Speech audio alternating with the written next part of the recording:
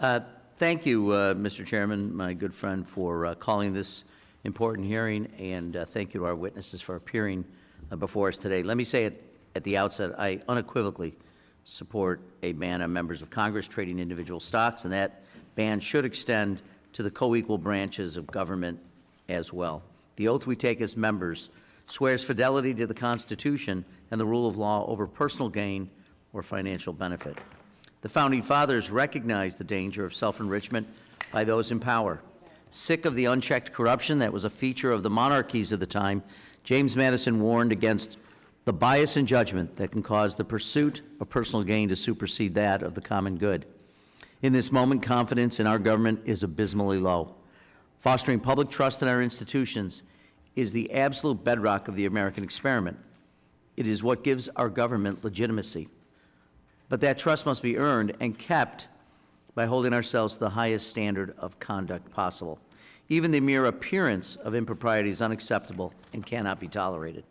For years, my dear friend and predecessor, Representative Louise Slaughter, worked tirelessly on the Stop Trading on Congressional Knowledge Act referenced by my friend, the chair. The Stock Act was signed into law 13 years ago, and though it enacted much-needed reforms to enhance disclosure requirements and explicitly prohibit insider trading by government officials, there is much, much more to do. And my good friend Louise would be astonished at the corruption happening today. Regrettable, those reforms are now just Band-Aids to a gaping, festering wound. We must find a cure to this ailment. The American people are demanding as much, and many of my colleagues agree. Look no further than the panoply of bills introduced this Congress alone for evidence of that. So I want to commend those of our colleagues who in a bicameral and bipartisan fashion have put an extraordinary amount of thought and work into the varied legislative proposals designed to combat this scourge. We need a thoughtful approach to this problem, one that is comprehensive, effective, and most importantly, enforceable. Americans are struggling with an already high cost of living that's rising each day. Everyday Americans are forced to pay this costs of the corruption in our government. They're being forced into the barbaric choice of paying their rent or their health insurance premiums, to decide whether to put food on the table or gas in their cars to get to work. Every day, they are paying more and getting less. It's obscene that any member would take the votes of those very people to get to Washington and once here use the power of their office not to represent their constituents' interests but to get rich. Or worse, to vote for a bill that would deny desperately needed relief for suffering people, then turn around and sell a stock that would be devalued by that vote, which is exactly what we saw happen after Republicans jammed through in draconian cuts to Medicaid earlier this year. All over Washington, from the White House to the Supreme Court, corruption and self-dealing are a persistent problem. Later today, Chairman Stile and I will lead an effort to strip from the recent funding bill a provision that would have allowed a select group of senators to exact from the Department of Justice millions of dollars because they were reasonable persons of interest in a legitimate investigation by the Justice Department. The executive and judicial branches are certainly not immune to it. Internal codes of conduct that are at best mere suggestions and at worst blatantly ignored are not enough. Any policy solution should seek to address the outrageous behavior we are seeing at the Supreme Court and in the executive branch. It's been 1,322 days since this committee looked at this topic.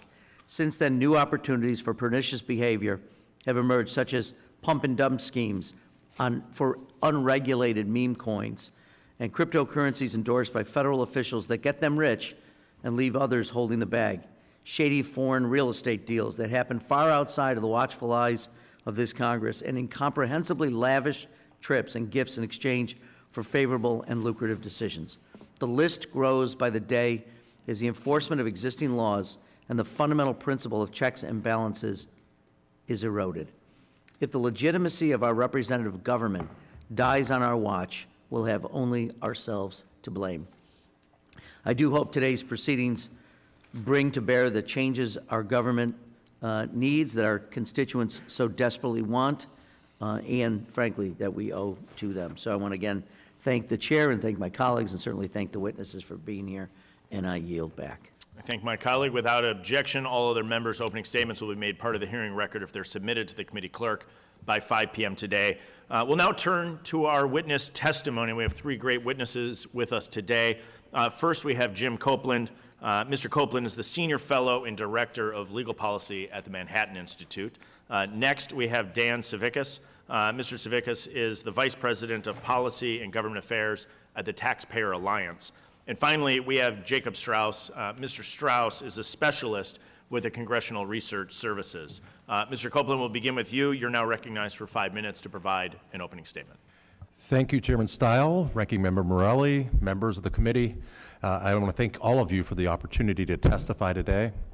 My name is James R. Copeland, and since 2003, I've been affiliated with the Manhattan Institute for Policy Research in New York, a nonprofit public policy think tank, where I've long been a senior fellow and directed the Institute's legal policy research.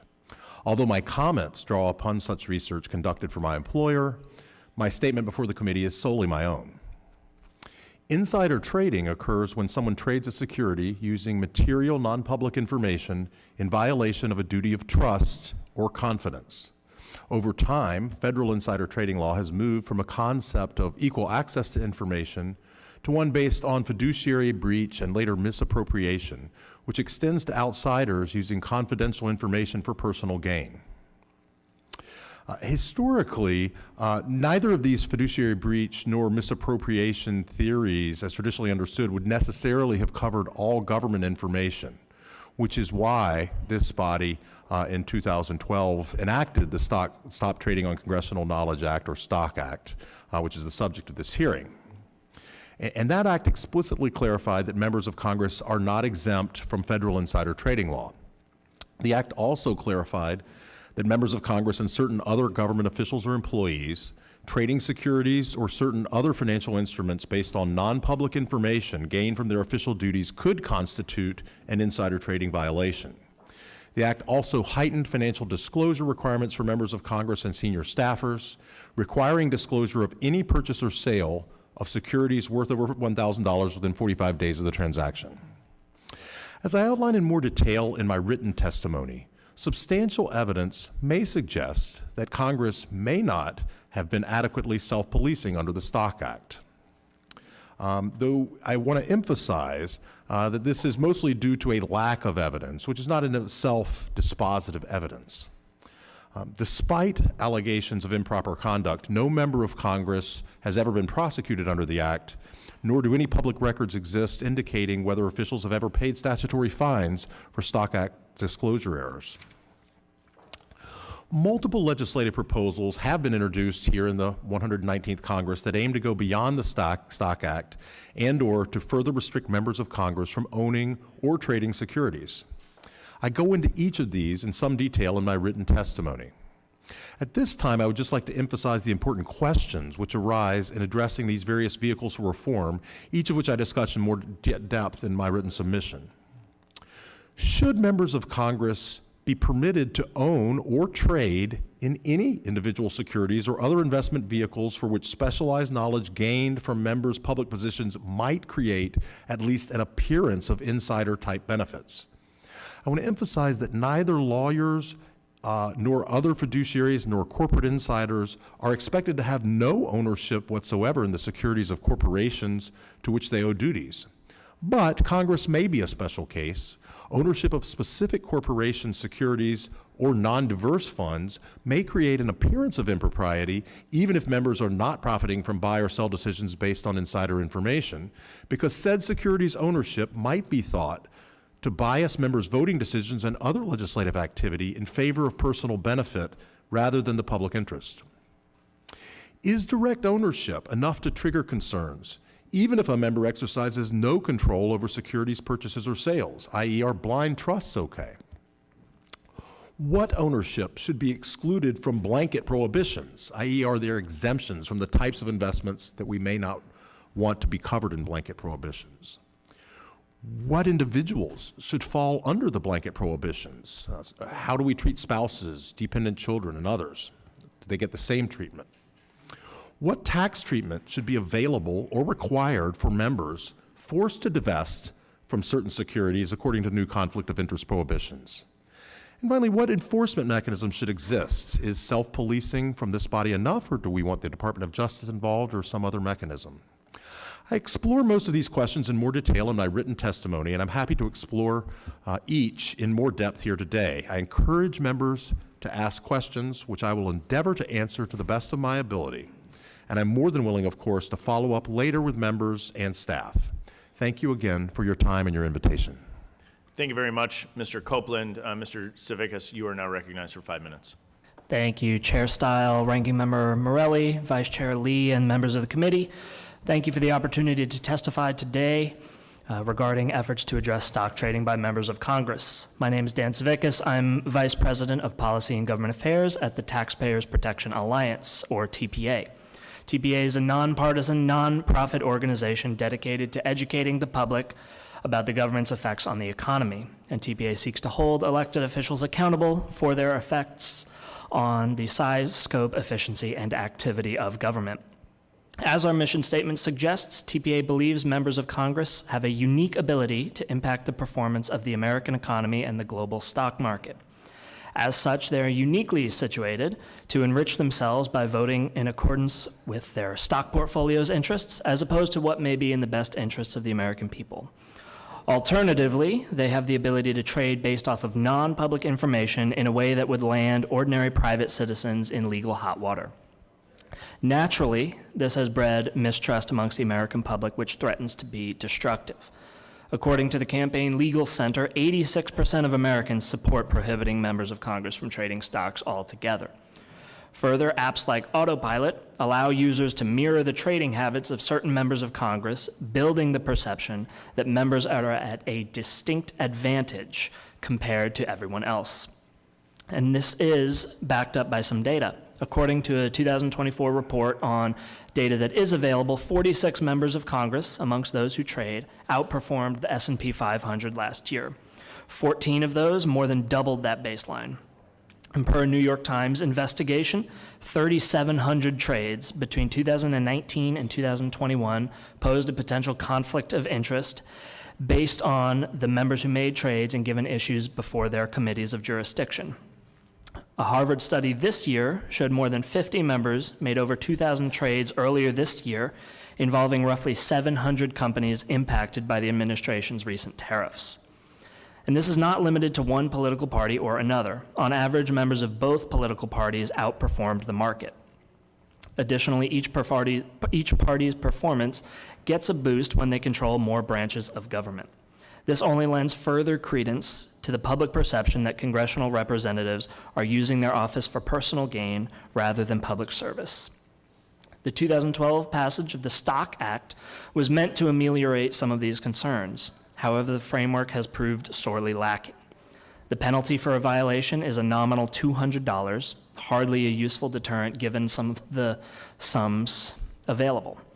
Further, enforcement is left to the discretion of the executive branch, which at best means enforcement is inconsistent and subjective, and at worst it can be potentially used as a tool for future political retribution rather than real accountability across the board. More sweeping prohibitions and divestiture proposals eliminate some of the ambiguities left by the Stock Act. The Stock Act does not prevent conflicted trading by members of Congress, but merely requires them to report when and if they do so. Even then, many members report after the mandated time periods with little to no repercussions thus far. The American people are left with almost no recourse. This is why TPA has supported a number of efforts to implement more sweeping proposals on congressional stock trading. TPA has gone on to endorse specific bills like the Restore Trust in Congress Act, as introduced by Representative Chip Roy and a bipartisan coalition of lawmakers this year. As an organization dedicated to providing accountability for elected officials, TPA looks forward to working with this committee to help secure reforms and provide said accountability where previous efforts like the Stock Act, though admirable, have fallen short. Thank you for the opportunity to provide this testimony today, and I look forward to your questions. Thank you, Mr. Savickas. Mr. Straus, you're now recognized for 5 minutes. Chairman Stile, Ranking Member Morelli, and members of the committee. On behalf of the Congressional Research Service, thank you for the opportunity to appear today. My testimony focuses on two main areas: current financial disclosure and periodic transaction reporting requirements, and legislative proposals introduced during the 119th Congress to restrict certain financial activities by members of Congress and other covered individuals. Federal government officials, including members of Congress, are expected to place loyalty to the Constitution, law, and ethical principles above private gain when taking official action. Using this guiding principle, the Ethics in Government Act requires covered officials, including members of Congress, to file annual financial disclosure statements. Further, the Stock Act requires those same officials to report financial transactions that exceed $1,000 within 45 days of the transaction, and affirms that members of Congress, congressional employees, and other federal officials are not exempt from insider trading laws. Neither current law nor House or Senate rules prohibit members of the House of Representatives or Senate from owning or trading specific assets. Members of Congress are also not required to divest of assets or holdings upon taking office. For most House and Senate staff, with the exception of certain Senate committee staff, there are also no specific restrictions. In recent years, dozens of bills and resolutions, including at least 25 in the 119th Congress, have been introduced to limit members of Congress' financial activities. Broadly, these measures propose to amend the Ethics in Government Act, to create new law, or to amend House rules in order to prohibit the ownership of or transactions involving certain assets, require divestment, and amend or create penalties for noncompliance. With regard to the legislative proposals before Congress, 4 points are particularly pertinent. First, each of the legislative proposals would apply to House members, with most extending proposed limitations to members' spouses and dependents. A lesser number would include other family members. One proposal would also apply to congressional officers and staff. Second, each bill includes a list of covered assets to which its requirements would apply, and most also include a list of excluded assets. Covered assets commonly include items such as securities, security futures, and commodities, while commonly excluded assets include items such as widely held investments like diversified mutual funds and U.S. Treasury bills, notes, and bonds. Covered and excluded assets are discussed in more detail in my written testimony. Third, a number of bills would allow or require a member of Congress to place covered assets in a qualified blind trust or QBT. Some bills would exempt QBTs as a covered asset, and others would prohibit the use of a QBT. Qualified blind trusts are specific instruments designed in the Ethics in Government Act that may be used to remediate real or perceived financial conflicts of interest with permission of an employee's supervising ethics office. It's a House Ethics Committee for the House of Representatives. Fourth, some legislative proposals would create or change available penalties for noncompliance. Within these proposals, 2 basic penalty strategies are suggested: fining individuals for noncompliance and or publishing the names of individuals who are found in violation of disclosure or divestment requirements on a public web page. In closing, these legislative proposals include a range of options to limit or prohibit certain financial activities. Policymakers may wish to consider, among other issues, the scope of the proposals, the proposed benefits of a particular action, any potential administrative adjustments that might be necessary to implement a modification to ethics laws, along with the potential costs to comply with the proposed laws. My written testimony raises particular questions that might be considered. Each of these options likely has advantages and disadvantages should Congress choose to implement a particular measure as introduced or incorporate various concepts into another measure. Additionally, Congress might decide that requirements under current law are sufficient. Thank you again for the opportunity to testify. I look forward to your questions. Thank you, Mr. Straus. And I thank all of our witnesses for being here today. I'll begin questions and then followed by the ranking member. I want to start today with the clear statement that no member of Congress should be utilizing inside information for personal profit. Mr. Savickas and Mr. Copeland, do you both agree that we should, at a minimum, update the Stock Act, yes? Yes, certainly to that effect. Mr. Savickas? Yes. Okay. And so then I think one of the questions is, what can we do to accomplish the ultimate goal of making sure that members of Congress aren't profiting from inside information? And I sometimes go back and think about the situation that occurred here 5 years ago. And on February 13, 2020, as we're heading into the COVID pandemic, the chair of the Senate Intelligence Committee called his stockbroker and sold all but one equity in his entire portfolio for a tune of $1.6 million. If you're the chair of the Intelligence Committee, almost by definition, you have information that's not available to the public. And at an absolute minimum, that's an appearance of impropriety. The SEC and others looked into this, and their challenge, of course, is can you prove this beyond a reasonable doubt, which is a standard for prosecution under insider trading.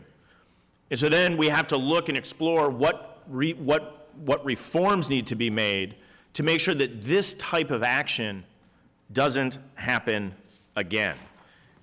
Mr. Copeland, in your testimony, you stated that no member of Congress has ever been prosecuted under the Stock Act. We just talked about the instance that took place in the Senate. Why do you think that's the case, that no prosecutions have come under the Stock Act? Partly for the burden of proof you talked about. I mean, reasonable doubt is relatively high. You have to have a scienter requirement or a knowledge requirement.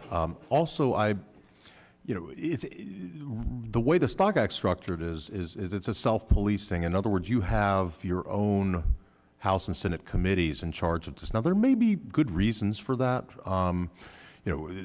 Conflict among the branches is something you have to worry about. You have to worry about an executive branch run by one party going after the members or senators of another party and things like this. Seen that So I plenty think of it's wise. times. But that's my hypothesis.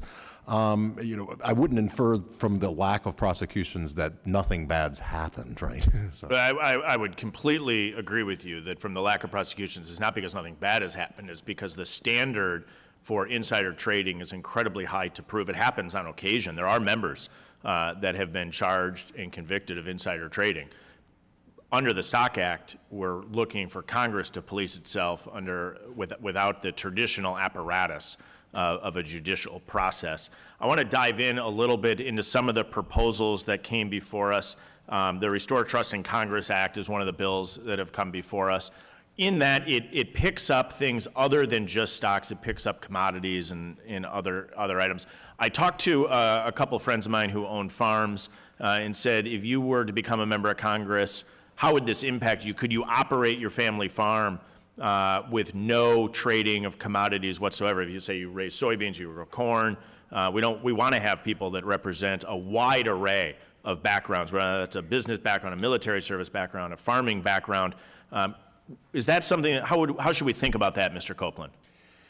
Yeah, I think it's really important to think about the panoply of things that may be over-included and create some pretty obvious safe harbors so that we wouldn't exclude people that we'd want to be able to serve in this body. Agriculture is a good example of that. The commodities business is complex and needs to be thought about. There are other bills in front of the committee or in front of the House that talk about other situations where you may have illiquid assets that are hard to divest of quickly, things like venture capital, private equity.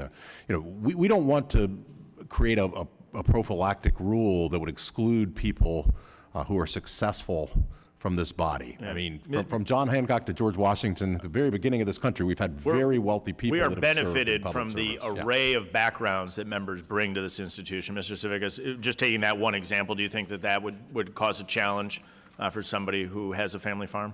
As far as I'm aware, the Restore Trust in Congress Act has limited family exceptions for occupational-related investments, I think, to address the problem that you addressed here. So I think... So some nuance and some regulations to say, if you have nothing to do with farming, you shouldn't be trading in cattle futures. But maybe if you have a giant cattle ranch, it may make sense in some regard. As we think about profit, is pre-disclosure something you've thought about, Mr. Copeland? On a way to remove the financial incentive of an individual? I think pre-disclosure is something that we ought to consider. I mean, again, there may be exceptions.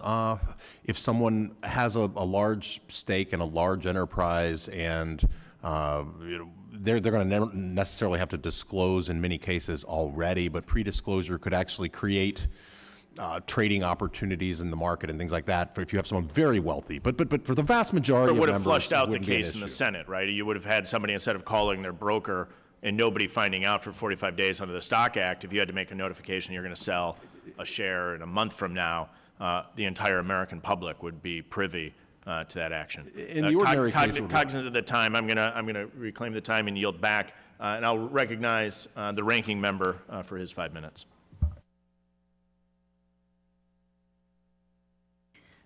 This committee really needs to invest in microphones that just turn on and off. But anyway, thank you again.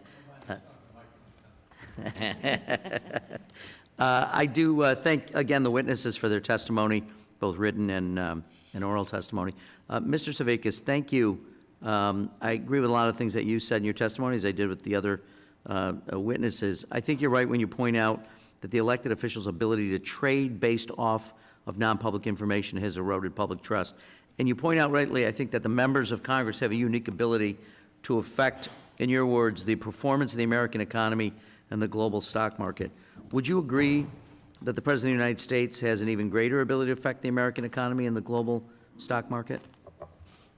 I would agree it is at least on par. I wouldn't compare the co-equal branches, as you mentioned in your opening statement. I think they're on the same level. Yeah, well, that's interesting. I'm not sure that most people would think that the President of the United States is on equal par with any single rank-and-file member of Congress, but if that's your testimony. Sure, I should have clarified. I think as Congress as a whole. Gotcha. So I would take your analysis that elected officials' ability to enrich themselves according to the interests of their stock portfolio, as opposed to what may be in the best interests of the American people, that risk would extend to the President as well? I would agree. Gotcha. I have an article here, which I do want to ask in just a moment for to be included with a unanimous consent, but the President invested in media merger his administration controls. It reported that on September 19th, just 2 months ago, the President bought up to $1 million in Warner Brothers Discovery bonds, giving him a personal financial interest in the company. Several media outlets, including the New York Post, which I would argue is a pretty conservative publication, report that the President has privately signaled his strong support of Paramount's bid to buy Warner Brothers Discovery, a merger that, if successful, would increase the price of the Warner Brothers bonds and result in a significant profit for the President. This on the back of other corporate bond purchases made by the President, including Goldman Sachs, J.P. Morgan, Boeing, and United Health during his presidency. So, Mr. Savickas, it is clear the President has a unique ability to affect the U.S. and global economy, and he has the power to influence these companies' bottom lines. Would you say that the American people could view actions like the President's or any other person who was President, not this specific one, who took those, as a significant conflict of interest? I would agree. Yeah. And I do want to, Americans have this perception that Washington is completely saturated with corruption. Based on reporting like this, it's kind of hard to blame them. Why should the President get to enrich him or herself to rig the rules of the game while everyday Americans are struggling with the cost of living, with surging inflation, rising costs? I mean, is that not something we should be equally concerned about as we are with members of Congress? Representative, I think anyone should be concerned. The term public servant is bandied about a lot in this town, but those words actually mean something, and I think executive branch, legislative branch, the American public should be confident that their elected officials are there to serve them, not themselves. Very good. Thank you. Mr. Straus, first of all, thanks as well. I did read your testimony with great interest, both that and the recent CRS report that analyzed recently introduced legislation, some of which is in your testimony. And I've said this clearly, I support the members of Congress having a ban on trading individual stocks. I also, it's clear from my questioning, think that ought to be extended to the executive and judicial branches. So can I ask you, are there bills that have been introduced or faced committee consideration in either the House or Senate that would extend a prohibition on security ownership or trading to any branch of government beyond the legislative branch? Thank you for your question, Congressman. As you know, there are currently 25 introduced measures. 4 of them would amend House rules, so they discuss a prohibition only for House members. At least 8 other measures would include executive branch officials. Gotcha. Of the various legislative proposals introduced this Congress, do they all consider the same list of financial instruments, or is there a variation among the various bills? There are common types of assets that are included in many of the proposals, both as covered and excluded assets, as I testified to before. A full list of those can be found in the report, but there are common assets in both categories among all the proposals. And if I might, just how many of the bills include cryptocurrencies or other digital assets? Do you know? Yeah, at least 10 of those measures covered in the CRS report and the testimony include digital assets among the covered assets. Very good. And I'm so sorry we only have 5 minutes, but let me just, if I might, ask a unanimous consent to enter into the record 5 documents, CRS report by Mr. Straus titled Proposals to Limit Member of Congress Financial Activities, Analysis of Introduced Legislation in the 119th Congress, a November 17, 2025 article headline Trump Invests in Media Merger His Administration Controls, a bipartisan letter from our colleagues asking us to take action on this issue, a statement from the record from Citizens for Responsibility and Ethics in Government in Washington, and a statement for the record from Democracy Defenders Action. Without objection to the full list. Thank you, Mr. Chair, and thank you again for this opportunity to be here and to call this into question and have this dialogue. And with that, I yield back. The gentleman yields back. The gentlewoman from Florida, Ms. Lee, is recognized for 5 minutes. Thank you, Mr. Chairman, and welcome to our witnesses. As elected representatives, we have a duty to serve our constituents, and doing so effectively requires strong public trust and confidence that members of Congress are working to serve the American people, not our individual personal gains. And as you all have described here this morning, over the years there has been an increased and warranted scrutiny over the stock trading practices of members, which has raised questions on whether our existing regulatory structure is adequate.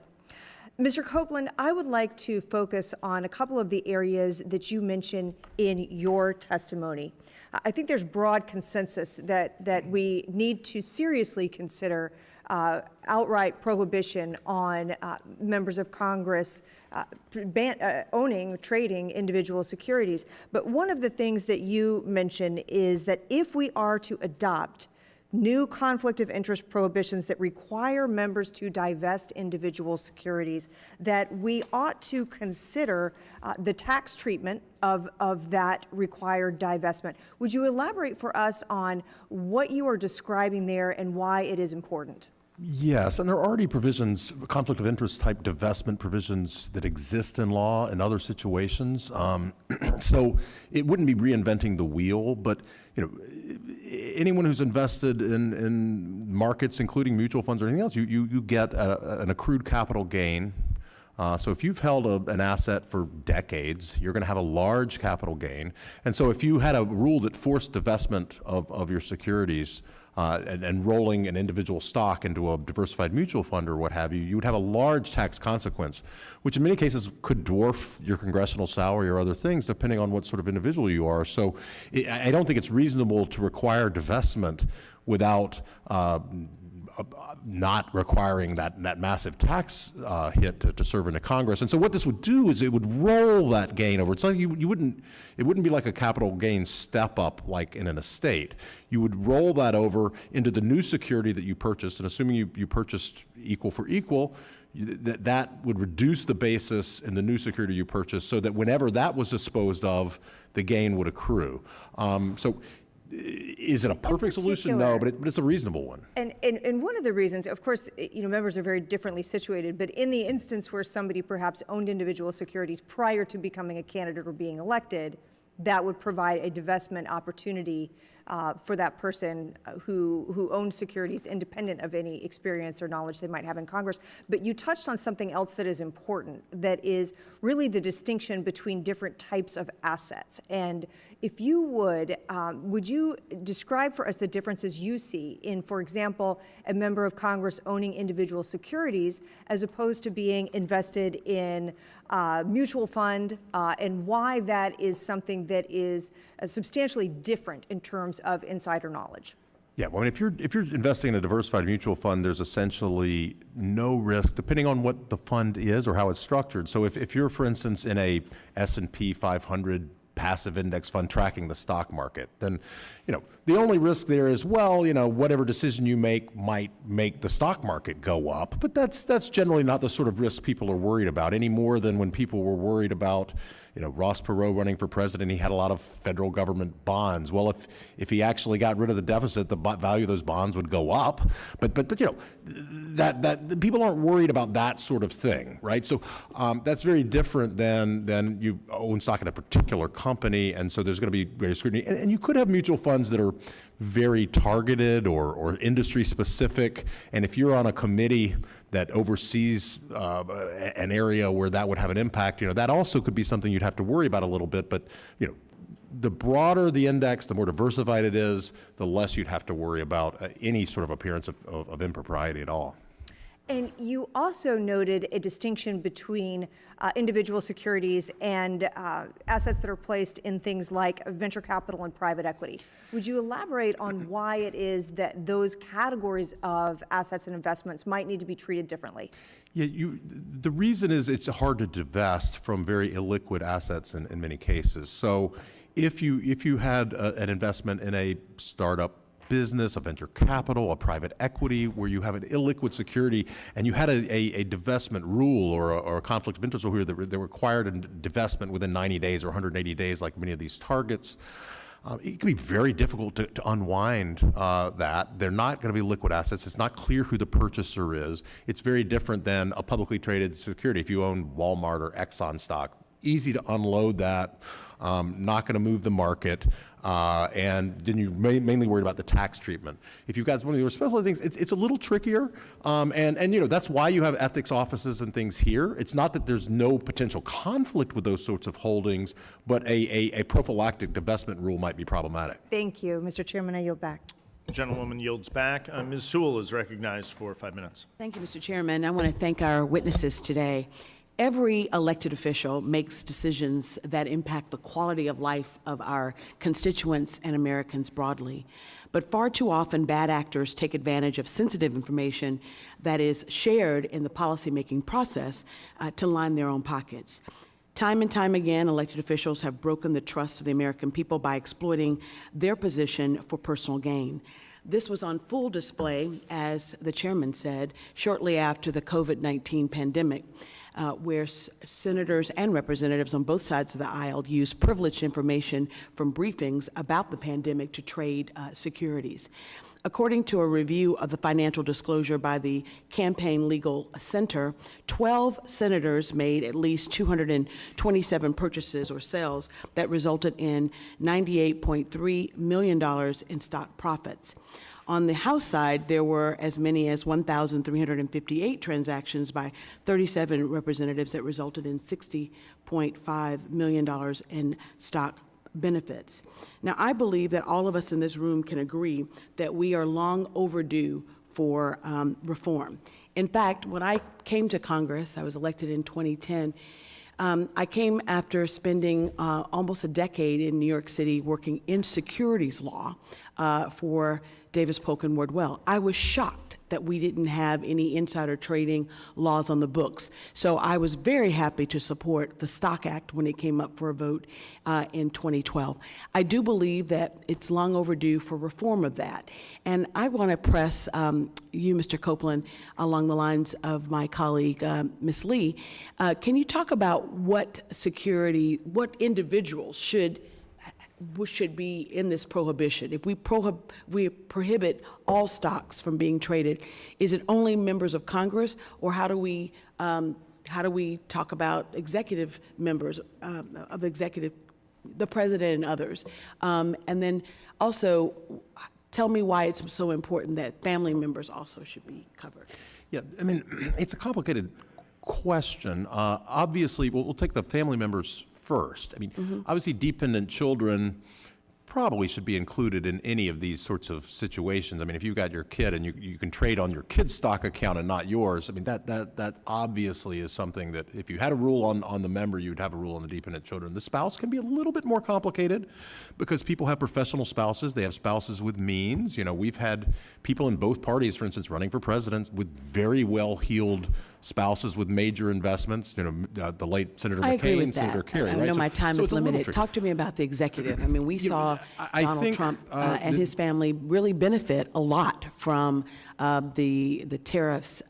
You know, the on-again, off-again nature of the tariffs really yield a lot of profit for people in the executive. So talk to me about the executive being covered, and the judiciary for that matter. Yeah, I think the easier one is staff members, senior staff members, which are included in some of these bills. When you talk about the other co-equal branches of government, you know, there are matters of comity there that come into play. I do think this body has some authority there. I think the higher up you go, the more you get to the president or the Supreme Court. When you get to the actual constitutional officers, it becomes a trickier question. But for certain other officials, it's an easier question. And, you know, ought to be explored. I think there's nothing wrong with exploring that. Yeah. Mr. Straus, I would love to know your thoughts about if we could only do one reform, what reform would that be to the Stock Act and why? Thank you, Congresswoman. As you know, CRS does not take a position on any particular piece of legislation. I'd be happy to discuss any of them with you and your staff at any point as you're preparing. Well, since I only have 56 seconds, I'm going to ask Mr. Copeland and Mr. Silas, what if reform would you do if you had just an opportunity to open up the Stock Act and actually make one reform?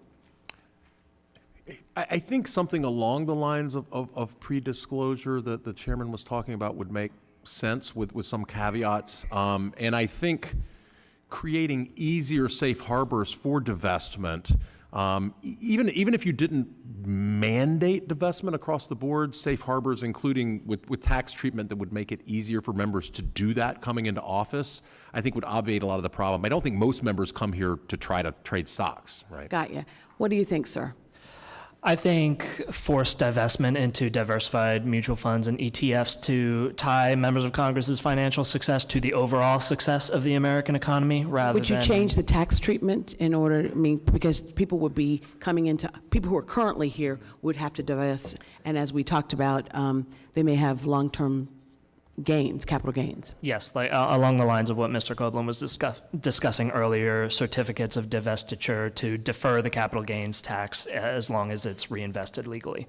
Thank you. Yield back. The gentlewoman yields back. The gentleman from Virginia, Mr. Griffith, is recognized for 5 minutes. All right, Mr. Savickas, help me out. We got all these people who buy and sell stocks. We got a securities expert. I'm none of those. I'm just a poor country lawyer. I started off in a relatively modest background, but I got questions. So would you think that we should have some kind of a de minimis, and what should that line be for ownership? Again, I think because of those ambiguities and parsing through some of those questions, TBA has not taken a stance on whether or not there should be a de minimis. I think, again, sweeping divestiture into diversified mutual funds and ETFs. So here's my problem and why this is important to me. And it's small potatoes. I mean, really small. When the Stock Act came out, I decided it wasn't worth the paperwork. So, I use this all the time on a stump because I don't come from wealth. So I decided just to sell my entire publicly traded portfolio. And I, to this day, do not know what my wife did with the $6,000. She's wearing it around her neck. So what I did do, though, because I was trying to do the right thing, in 1990, the swimming pool I grew up with, and I still swim competitively today, not very fast, but I'm still in there, was in trouble, and I led a group to buy it out. And we bought it out, and my family owns about 20%. If we have a mandatory divestiture, the company, because the biggest asset, and it's worth more than you might think, it's not worth a fortune, but it sits on 3.2 acres of prime land. And if I'm forced to divest and my children, and at the time, my children didn't own any shares, now they do. But if I'm forced to divest, the company probably has to fold and sell out because they can't afford, they couldn't, it's not a cash flow business. Our idea was to keep the pool open. And it is a for-profit company, even though we haven't gotten a dividend in about 15 years, and nobody's upset about that because we're trying to keep the facility open for the community, but we have made money. There was a time in the 90s where we made some pretty good money. So how do we make sure that we're not throwing out the baby with the bathwater? Because I got to tell you, this place is important to me. It's important.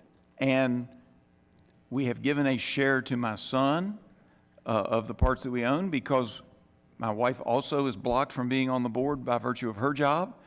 And as soon as he turned 18, we gave him a share so he could be on the board to represent our interest in this major investment.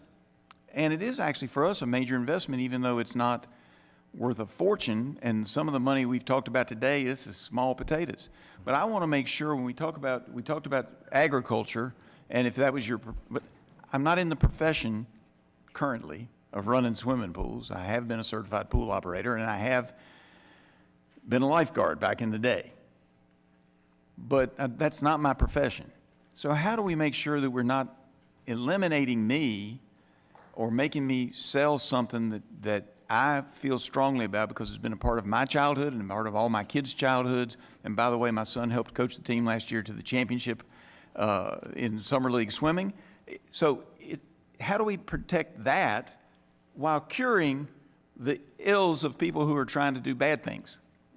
I think there's room, as I mentioned earlier, to Chair Stiles' questions about the agricultural-related issues, looking at the exceptions for families on occupational-related investitures and the pre-disclosures that Mr. Copeland was talking about. Pre-disclosures I'm good with. Yeah. Occupational, nobody in my family is going to be an occupation of operating a pool.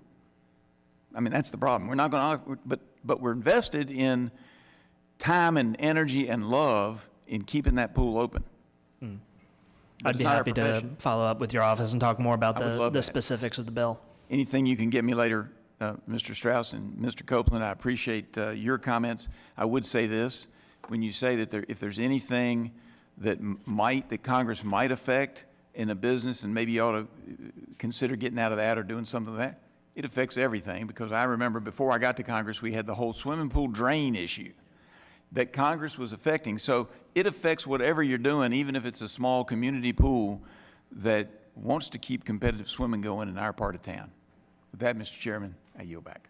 The gentleman yields back. The gentlewoman from California, Ms. Torres, is recognized for 5 minutes. Thank you, Chairman, for organizing this meeting, and thank you to our guests for being here today.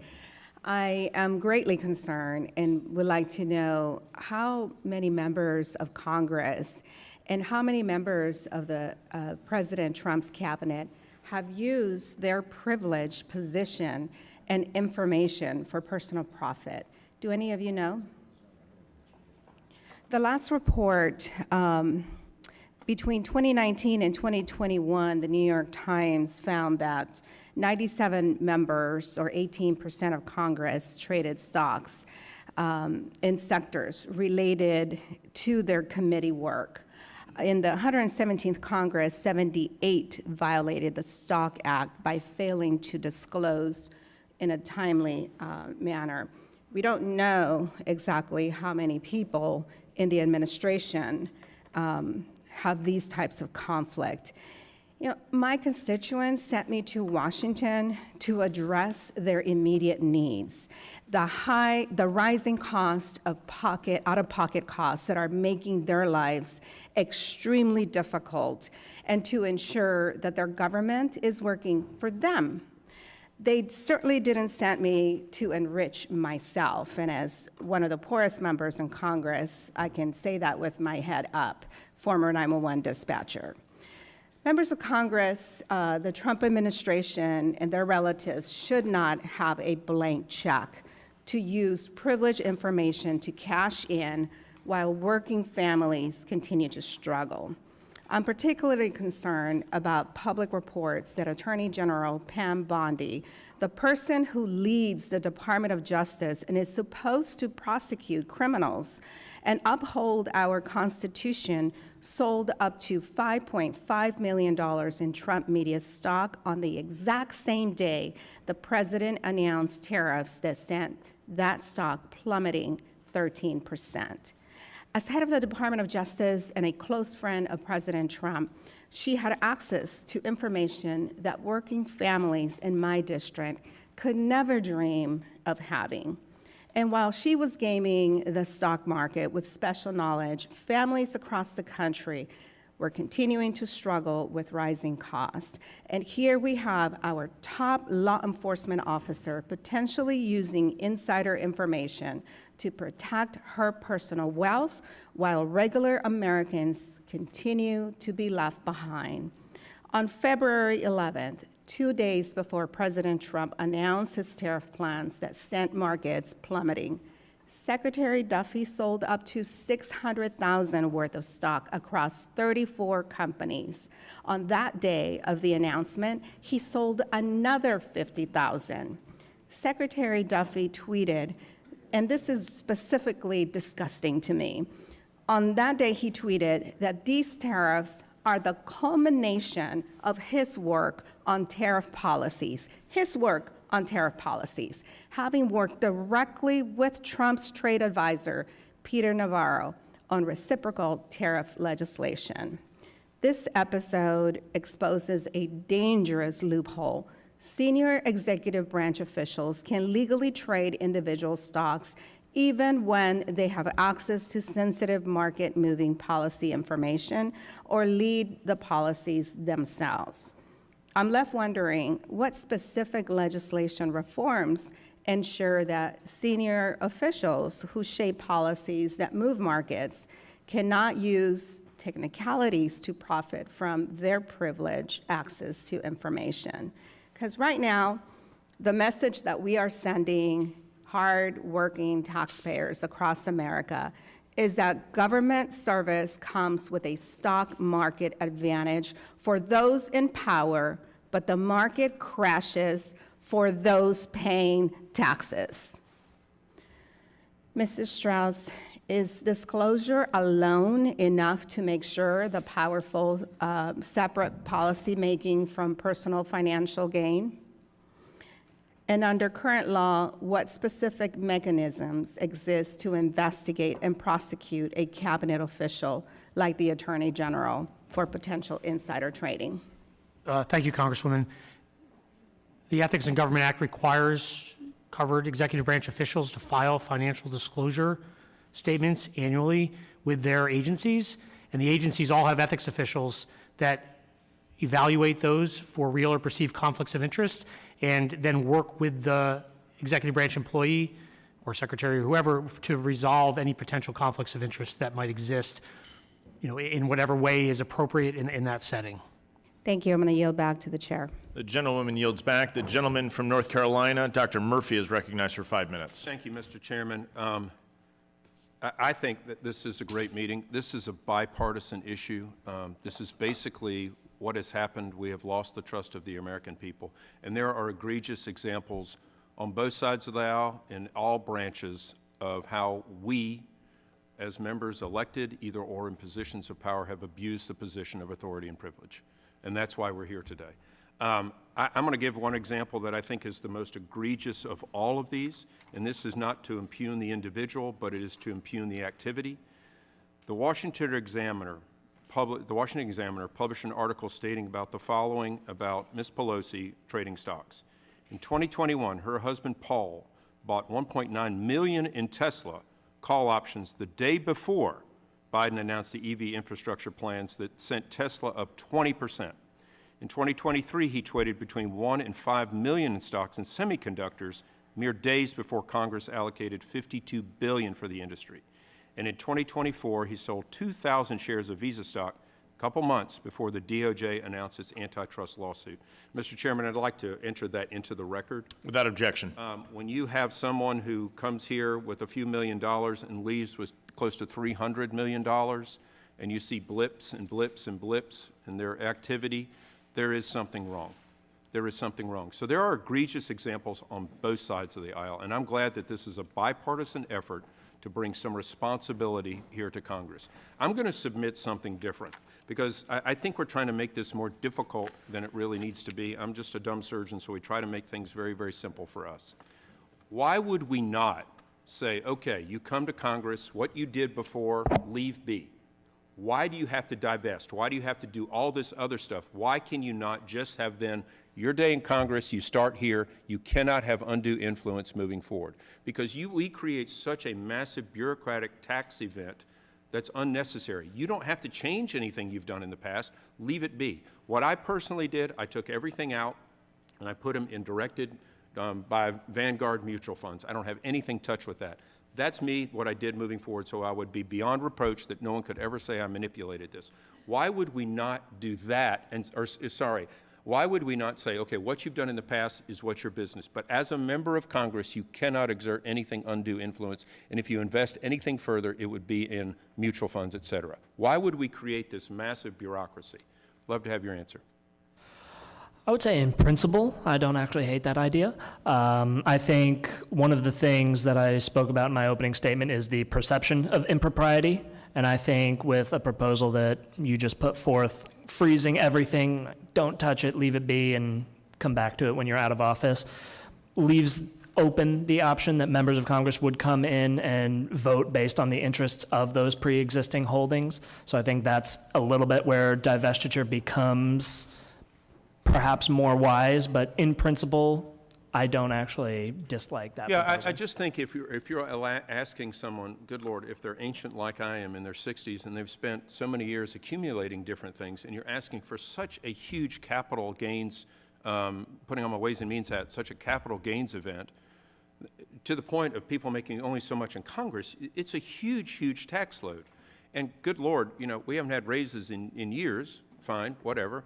But why would we not try to simplify this? And I do have another question, and maybe this has been answered before. How do we monitor the family members of members of Congress or in the judiciary or whatever branch? How is that done separately from what we do now?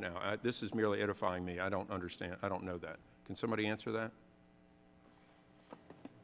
Because my son doesn't believe a damn thing I say anyway, and so he hasn't for years and years, and if I ever said anything about stocks, he would just say, Dad, shut up. Individuals who are required to file financial disclosure reports or periodic transaction reports under the Ethics in Government Act or the Stock Act also have to report for their spouse or their dependent children. Okay, all right, thanks.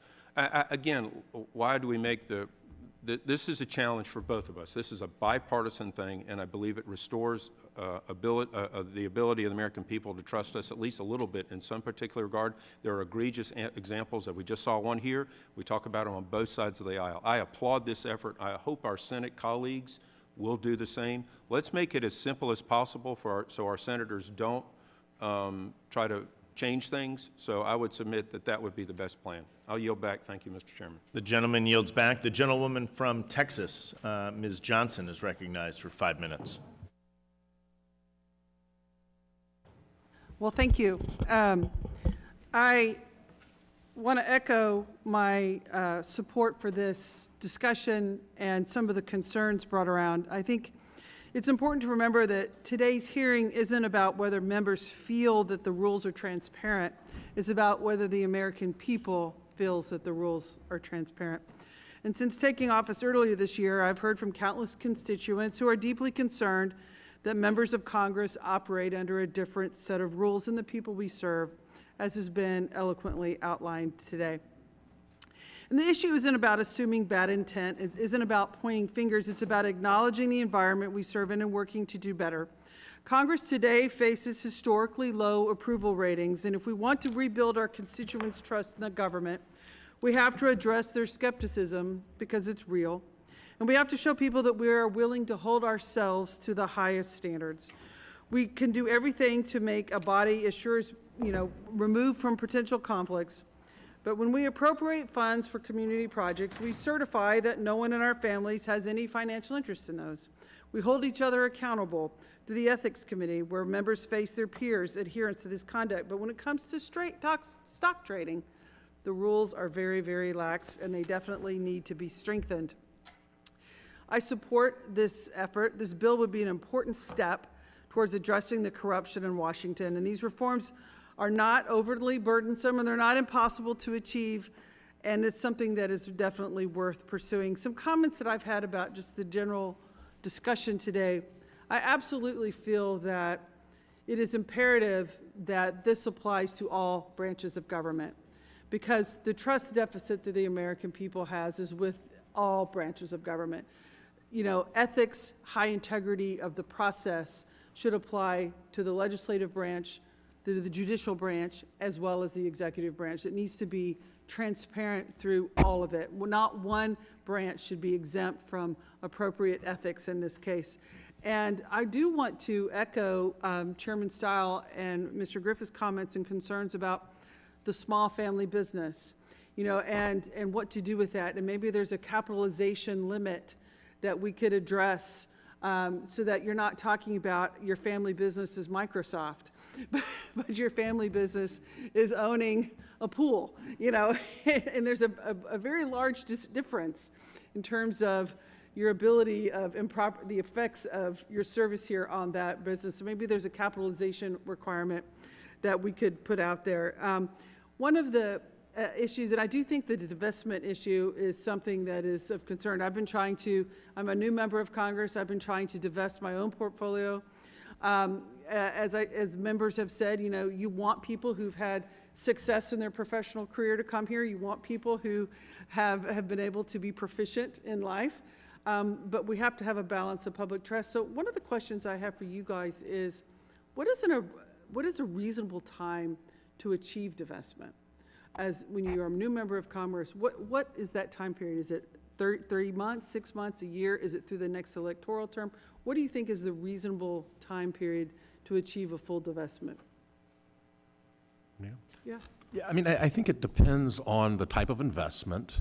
The bills here mostly contemplate a 90 or 180-day type window. For a publicly traded security that's liquid, I think that's reasonable.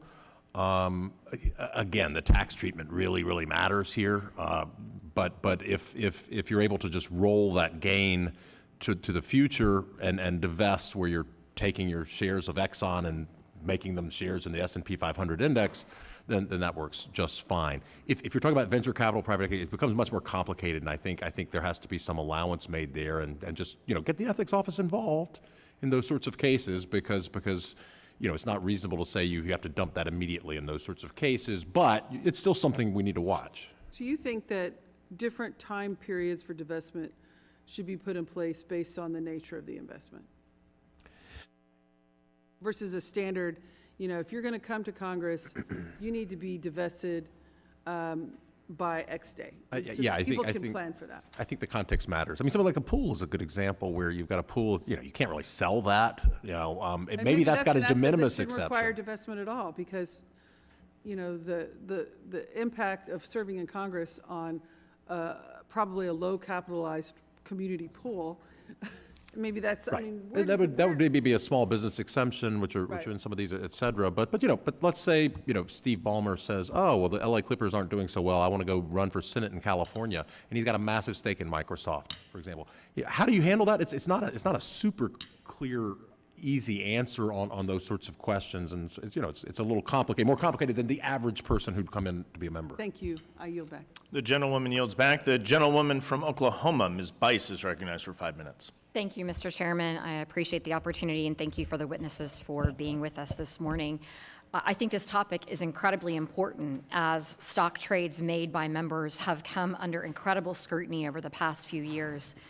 When multiple senior members of Congress, and as my colleague Dr. Murphy mentioned, this is not a partisan issue, but when you have members of Congress that are consistently beating out some of the best investors in the country in the S&P 500, there's a problem. Upon my election to Congress, I actually divested all of my individual stocks.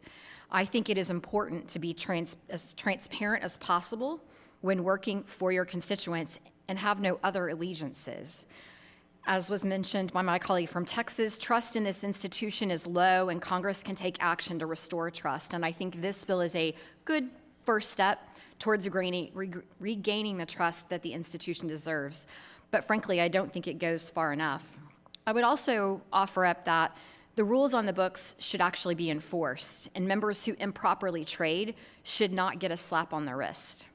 With that being said, I do want to hear from the witnesses this morning and talk a little bit about other alternatives. Let me offer this up. Many senior executives have to have pre-clearance trades before placing them to ensure they are in compliance with their employer's code of ethics and not trading non-public information. Because I don't own any individual stocks, I would wonder if this isn't an option. Would a pre-clearance process create transparency while still allowing members to lawfully purchase stocks to address some of the concerns? So, Mr. Copeland, if you want to, you were nodding your head feverishly. I think that. Yeah, I think that's a reasonable approach in many cases here. I mean, this is exactly what happens in certain types of corporate situations, certain types of law firms where you have to get pre-clearance with your internal people that work on the ethics and the compliance there. And I think something similar could be put into place. I would say easily. It's not easy, but it could be done in a way that's reasonably fair. Because even if you didn't require full divestiture, people will need to change positions. You may have companies that have spin-offs or mergers or other things, and you need to rebalance a portfolio. You're not working on inside information, but you need to make a move. I think pre-clearances there make sense, and it's sort of inherently showing that you're not trading on inside information in those cases. Correct.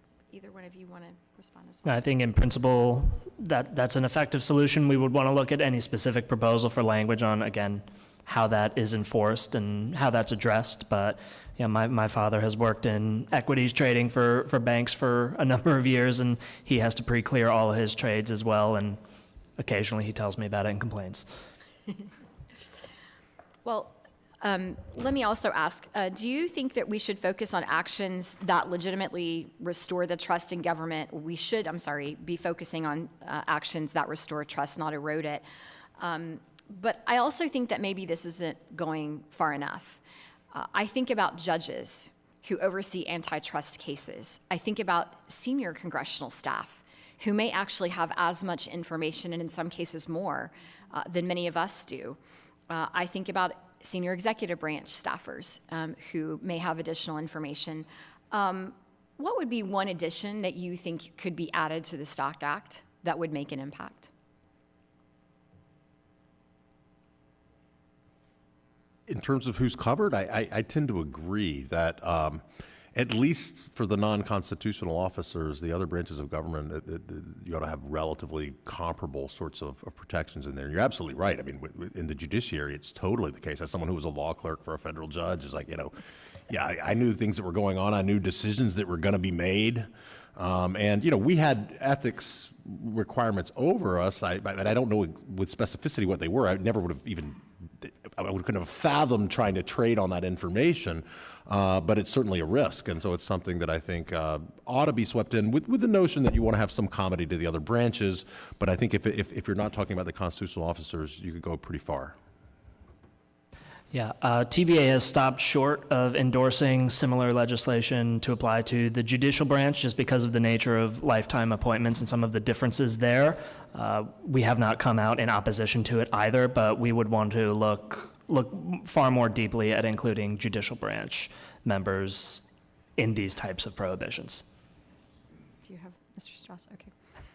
Well, I appreciate the conversation. I think this is an important one. I do believe that we have to do something to restore trust and faith in the institution as it relates to investments. And so I look forward to continuing this conversation. And with that, Chairman, I yield.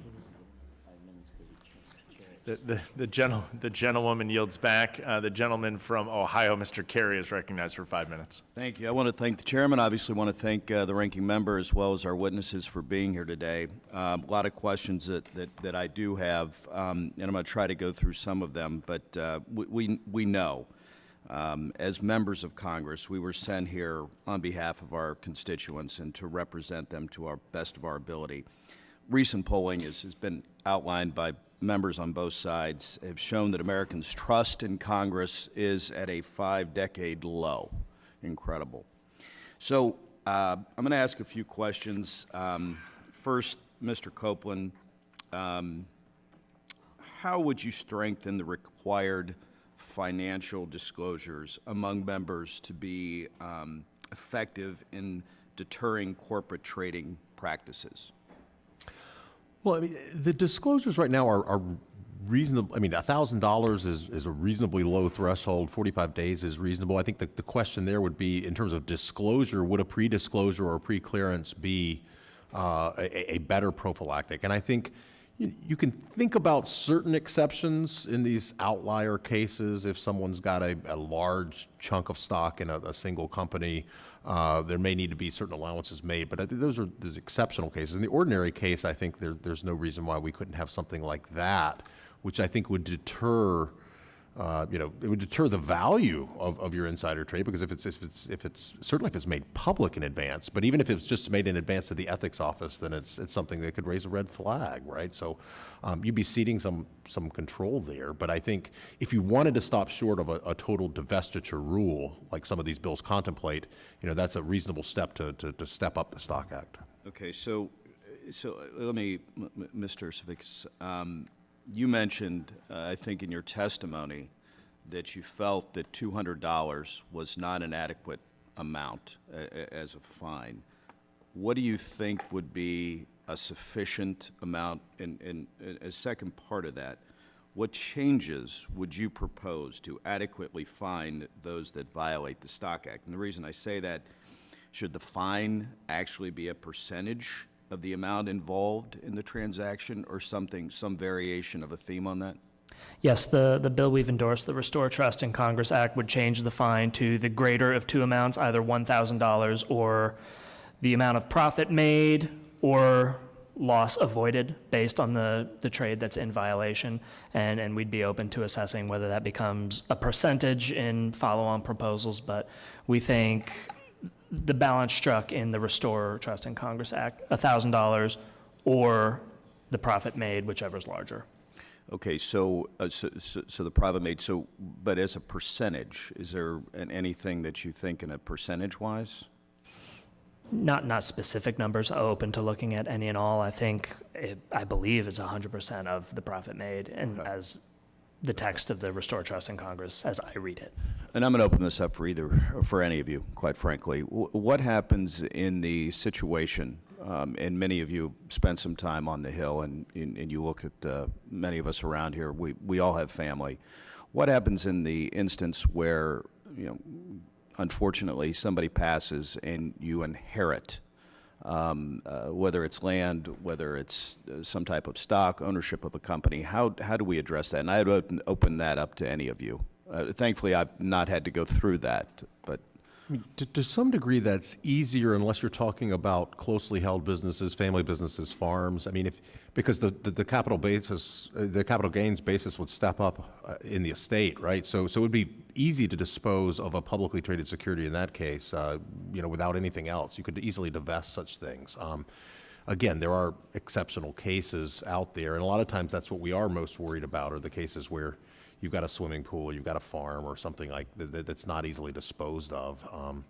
But otherwise, that sort of event, most of these bills, if you come into it, it would just have a similar window of time to dispose of, and in the ordinary case, that'd be pretty simple. Okay. Anybody else with that? Okay. Well, I want to thank you all for being here today. Again, I want to thank the chairman. With that, I'll yield back. The gentleman yields back. The gentlewoman from Illinois, Ms. Miller, is recognized for 5 minutes. Thank you, Mr. Chairman, for convening this hearing on the issue of stock trading in Congress, and to our witnesses for being here. Appreciate it. As a member of Congress, we should be held to a higher standard of personal and professional behavior.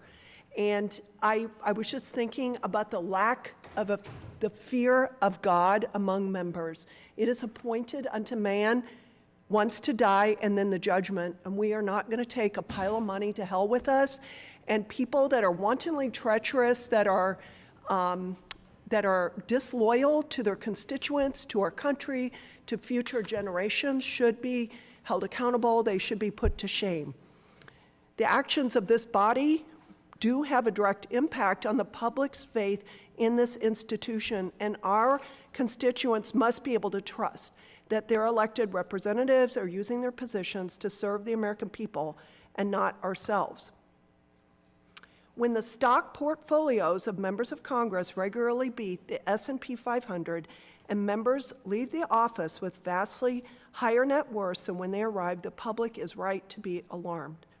So, Mr. Copeland, do you believe that the current law regulating stock trading by members and key employees provides for adequate deterrence of wrongdoing and sufficient enforcement when members or staff fail to comply and they don't fear God, they are disloyal to the country and their constituents? This is disgraceful.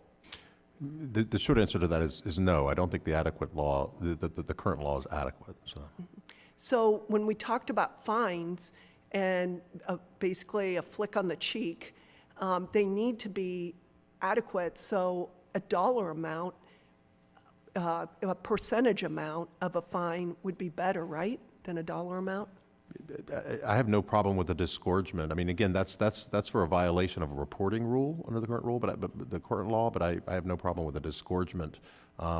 And if it's a big trade, you'd be really, really careful with it. If it's a small trade, okay. And that's really not what we're as much worried about. Okay. When examining the numerous proposals, Mr. Copeland, to restrict member stock trading, how do we ensure that enforcement is impartial and evenly applied to all members? Yeah, that's sort of the rub there. I mean, part of the problem is the enforcement mechanism, and we've reserved, the Stock Act reserves it to your own bodies, your own ethics offices, or independent committees set up under your own body. If you transfer that to the executive branch, there's always the concern of partisanship, but that could apply to this body as well. So the enforcement mechanisms really do matter there, and you've got to take that into account. But I think it's important. I think there's some evidence to suggest that self-policing isn't working well now, right? And so some of that may be substantive rules and some of that may be process in terms of how you actually handle it. And so I'd think carefully about that process. I'm happy to work with the members on it. Okay, thank you. So, Mr. Savickas, I asked the same question, as I believe it's critical that all members are held to the same standard, whether they are a first-term member or a certain former Speaker of the House, who I would note has not been mentioned once by the Democrat members of this committee, despite making over $100 million from her time in public service. So would you, in light of restricting stock trading, how do we make sure that enforcement is impartial and evenly applied to all members? Yeah, I think it has to be far less subjective, and how that looks up to interpretation, whether it's an independent commission, remains to be seen. But I think the executive branch enforcement can be subjective and politicized, and the self-policing regime has not worked. So would you support enforcement being led by an independent entity that would operate without interference from the legislative or executive branches? Yeah, in principle, yes, reserving the right to look at any specific proposal. Right. Thank you so much. And I yield back. The gentlewoman yields back. Without objection, I'd like to enter the testimony into the record of our colleague, Representative Mark Alford. Without objection, so ordered. I think we learned a lot today. I will say I did not know Mr. Griffith had a pool. But I did also learn that there is a woman in the audience in a professional capacity that was the beneficiary of that pool, who's here with us today, which is unique and special as well. I do think there is a lot of important topics and a complexity to this issue. So I'd like to thank all of our members for joining us today, all of our witnesses for appearing before us as well. The members of the committee may have some additional questions for you, and we ask that you please respond to those questions in writing. Without objections, each member will have 5 legislative days to insert additional material into the record or to revise and extend their remarks. If there's no further business, I want to thank the members for their participation. And without objection, the committee stands adjourned.